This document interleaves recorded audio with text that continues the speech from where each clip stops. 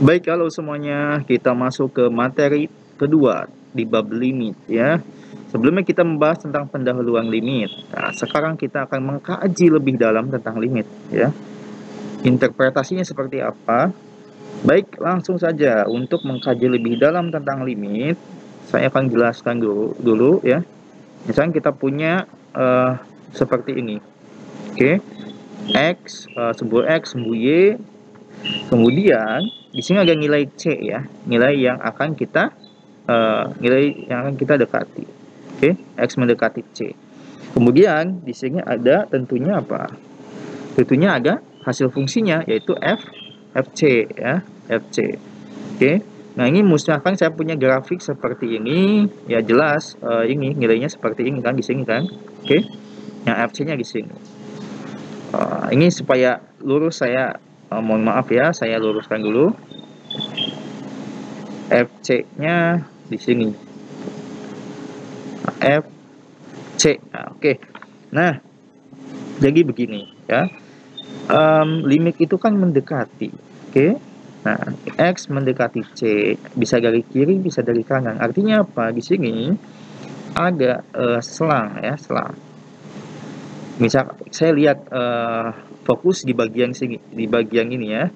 Jadi nah, ini C, kemudian ini sumbunya. Nah, ini nah, ketika X mendekati C, itu kan sedekat mungkin kan ya. Nah, di sini bisa di sini, bisa di sini, oke. Okay? Nah, ini ada suatu apa namanya batas ya, yang disebut dengan delta. Oke, okay? Delta ini juga sebesar delta. Oke. Okay? Jadi mendekati masuk ke ruang lingkup sini sekecil mungkin. Semakin kecil delta, maka itu semakin bagus, semakin presisi. Oke. Okay? Nah, nggak jelas, ini kan sebesar delta ya kan? Ini ke sini itu delta, ini ke sini juga delta. Artinya ini apa? Ini adalah C plus delta. Dan ini C min delta. Oke. Okay? Nah, sampai sini paham ya? Oke. Kita mendekati C ada batasnya ya. Oke. Sebesar delta. Nah, ketika kita mendekati C, tentunya oh saya di sini mendekatinya, otomatis dapatnya ini kan. Ya, oh mendekatinya dari kiri misalnya di sini. Maka dapatnya juga lebih bawah lebih rendah dari FC kan. Nah, untuk grafik seperti ini. Nah, untuk C ya, sedangkan untuk FC juga sama, untuk FC, namun dia batasnya secara vertikal, oke. Nah, untuk FC, ini kan hasil FC-nya ini, ya, hasil FC-nya. Ini ada batas-batasnya juga nih, ya. Ya, seperti ini. Kalau C mendekati kanan, oh dia semakin besar dari FC, tapi dia dekat ke FC. Kalau mendekati C dari kiri, oh dia semakin kecil dari FC, cuma dia dekat ya ke FC.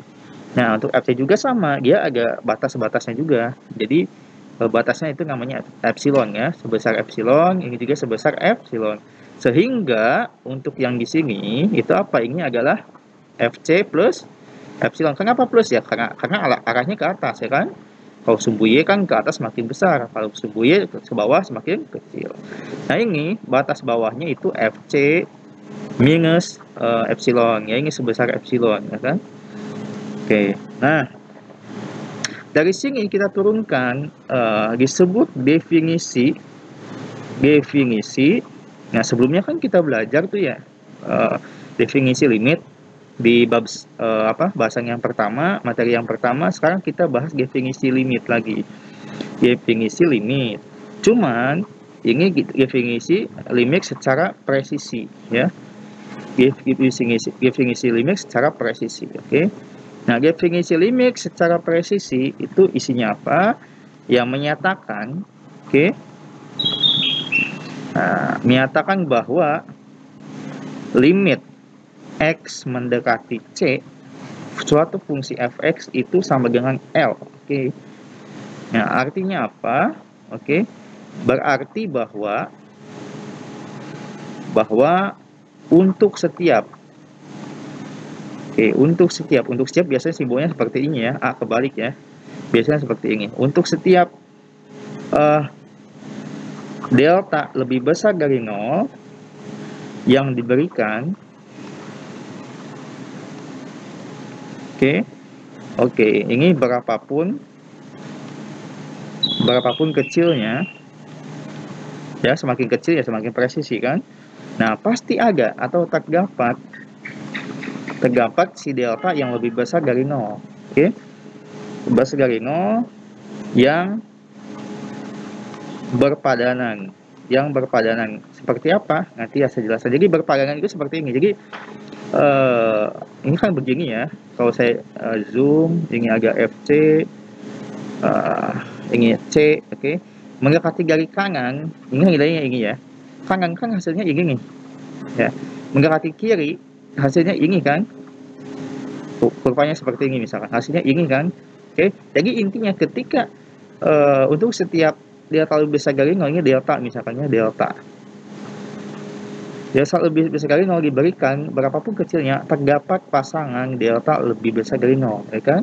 Artinya di sini ketika di sini ada delta, batas-batas si FC-nya tuh, maka ini juga ada ini ada epsilon, maka ini ada delta. Sini ya, batas-batas C-nya.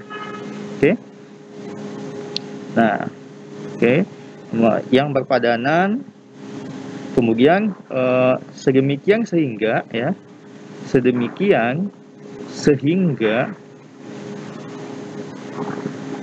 sehingga apa? Sehingga mutlak fx min L itu lebih kecil dari delta. Ya, maksud mutlak fx min L lebih kecil dari delta itu apa? Begini loh. Oke, maksudnya begini. Fx lebih kecil dari minus L lebih kecil dari delta, kan begini ya. Nah, ini fx. Oke, fx itu adalah nilai apa adanya. Misalnya begini. Gimana saya nulisnya ya? Ini fc kan nilai sesungguhnya nih. Ketika si C nih, ya. fc itu ini. Seret dapat langsung. Nah, fx min L berarti kan x mendekati C, paham nggak? Kalau x mendekati C dari kanan misalkan begini. Ya gini kan. Si x aku yang ini ya, si x aku yang ini, paham nggak? X itu bukan C tapi x mendekati C dari kanan, si x itu ini. Berarti fx ini kan fx nih.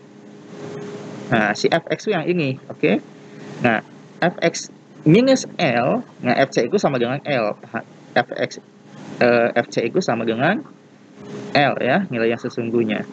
Oke, jadi selisih antara si fx dengan si fc, ini dengan ini, selisihnya tuh harus lebih kecil dari si delta. Artinya apa? Dia masuk ke dalam batas-batas ini. Oke.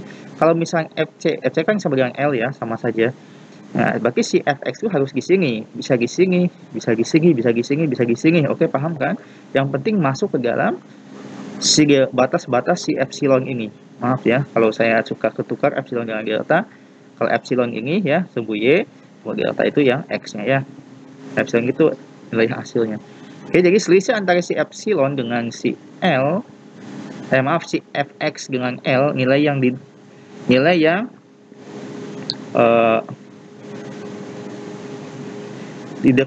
mendekati ya, nilai yang mendekati fx itu L itu nilai aslinya ya, nilai asli ya. Jadi si fc-nya. Kalau mendekati itu ya hasil x mendekati C fx, oke? Ya, paham ya? Nah, fx yang hasil mendekati, fc itu aslinya. Jadi selisihnya adalah harus masuk dalam batasan si delta ini. Oke. Ya, ini asalkan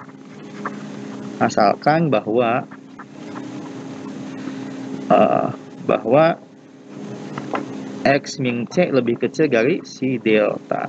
Ini kan mutlak ya. Nilai mutlak itu kan pasti 0 lebih besar positif ya, positif atau 0. Cuma ini kan nggak mungkin 0 ya. Kalau C-nya persis sama X-nya persis sama dengan C, yaitu kan nilai sesungguhnya ya, C min C sama dengan 0. Jadi ini harus positif ya. Oke, jadi 0 sampai delta. Artinya apa? Jadi ketika ini akan masuk toleransi si epsilon, asalkan bahwa ini masuk ke toleransi si delta. Oke, ini C plus delta. Kalau yang ini C min delta. Kalau yang ini apa? Tadi apa? Oke. FC min epsilon. Kalau ini FC plus epsilon. Paham ya? Oke. Nah, seperti itu. Nah, ini asalkan ini yakni apa? Yakni jika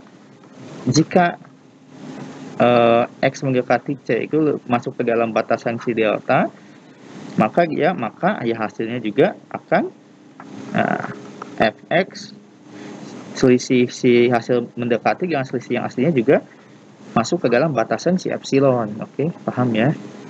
Seperti itu. Jadi definisi limit secara presisi. Oke, lanjut ya. Jadi saya menjelaskan langsung ya contohnya. Ini contoh kasus ya, soalnya ya. Soal. Buktikan limit X mendekati 4 3x min 7 ya, yang sederhana aja ya, sama dengan 5. Lah, kalau kita soal GSMA ini nggak usah pakai mikir ya, jadi langsung substitusi aja. 3 kali 4 12 min 7 5. Itu kita langsung substitusi aja, tapi tanpa mengetahui konsep, tanpa mengetahui definisi limit secara presisi. Oke, pembuktiannya. Nah, sekarang disuruh buktikan nih. Loh, gimana buktiin? Ya kan tinggal masukin aja. Itu kan waktu belajar waktu SMA ya. Sekarang sudah kuliah. Jadi kita harus betul-betul memahami konsepnya. Oke. Nah, sebelum kita menjawab, ingat, yang saya tulis ini bukan jawaban dulu ya, yaitu analisis pendahuluan. Oke. Analisis pendahuluan itu bukan jawaban yang kita tulis di lembar jawaban. Oke. Kalau ada ujian seperti ini, analisis pendahuluan itu nggak usah ditulis di lembar jawaban. Ini cuma analisis dulu ya, analisis pendahuluan. Oke. Nah, analisis pendahuluan itu ini. Jadi definisinya ingat ya, yang ini ya. Jadi 0. Nah, jadi 0 mutlak X min 4 lebih kecil dari delta. Jika ini maka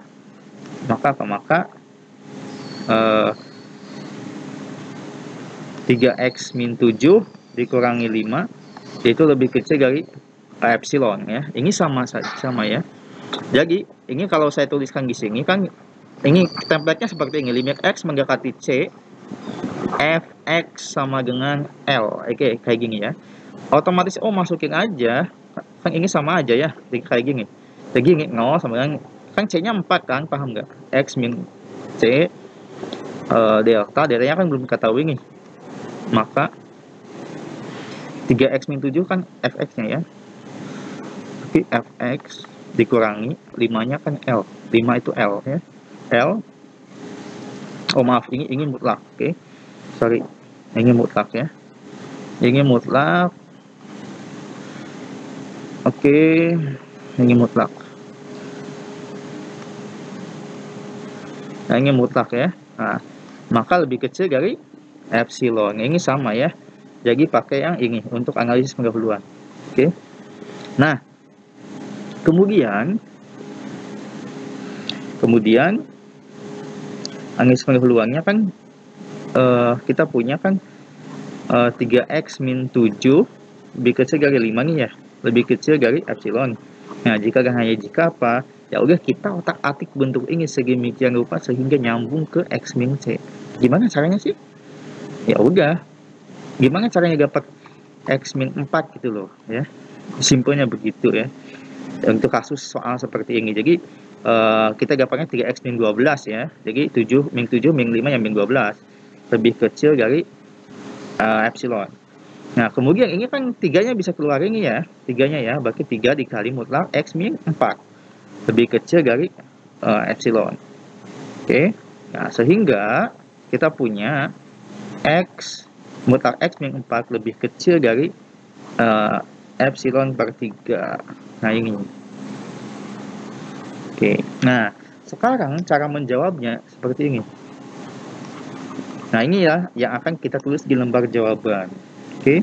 Caranya menulisnya begini, karena matematika adalah bahasa, kita harus mempresentasikan, kalau membahasakannya dengan harus bisa memahami si pemeriksa ya, supaya jawaban kita bisa diterima. Nah, misalkan diberikan si epsilon lebih besar dari 0. Oke. Nah, ya. Nah, ini pahami ini ya. Ini pahami, diberikan, oke. Epsilon lebih besar dari 0. Nah, pilih. Nah, pilih si delta sama dengan. Nah, ini dia. Dapatnya dari mana? Si delta. Nah, ini masalah utamanya di sini adalah sebetulnya ini masalah utamanya. Kita kesulitan untuk memilih si deltanya berapa kali epsilon, berapanya epsilon, oke? Nah, caranya adalah dengan analisis pendahuluan. Jadi tujuan analisis pendahuluan adalah untuk mendapatkan nilai si delta. Oke. Berapa kalinya epsilon? Nah, kita harus memilih nih. Deltanya harus berapa nih? Oke. Nah, kita pilih epsilon per 3. Kenapa ya? Hasilnya kita dapat ini. Oke. Karena kan template-nya kan gini. Template-nya kan X min 4 mutlaknya lebih kecil dari si delta. Ya, ini sudah. Ya. Kita dapat. Ya. Epsilon per 3 delta. Oke, jadi pilihnya delta adalah epsilon per 3. Oke, maka 0 lebih kecil dari X min C ya. 4 dalam hal ini lebih kecil dari delta mengimplikasikan, mengakibatkan bahwa bahwa fx min L, tulis lagi fx min L, yaitu fx-nya apa? 3x min 7, L-nya 5, min 5, min L. Itu sama dengan, ya udah kita kotak-atik lagi, mutlak 3x min 12, kemudian ketiganya kita keluarin. Oke, seperti ini, kita dapat 3 x min 4 ya. Kita dapat seperti ini. Oke. Ya. Nah, ini maaf, ini saya lanjut ke bawah ya. Jadi 3 kali mutlak X min 4 itu lebih kecil dari apa? 3 kali apa? Lah, kan ini si apa namanya? Lihat ini. Dia kan mutlak X min 4 lebih kecil dari delta kan? Paham nggak? Berarti 3 kali mutlak X min 4 dia lebih kecil dari 3 kalinya delta. Oke? Paham ya sampai sini ya? Paham ya? Oke. Ini nyambung ke sini kan, ya ketiga ya sama-sama 3 ya. Nah, ini sama dengan apa? Ya sudah, kita kan awalnya milih deltanya epsilon per 3 nih. Ya udah, kita ganti deltanya dengan epsilon per 3. 3 kali epsilon per 3. Oke. Nah, sehingga 3-nya kita coret. Hasilnya adalah epsilon. Nah, ini dia. Oke, terbukti. Jadi ujungnya adalah apa? Ujungnya kita harus menemukan bahwa hasilnya itu sama dengan epsilon, maka jawaban kita bisa valid, bisa membuktikan. Oke. Baik, sekian untuk pengkajian mendalam tentang limit.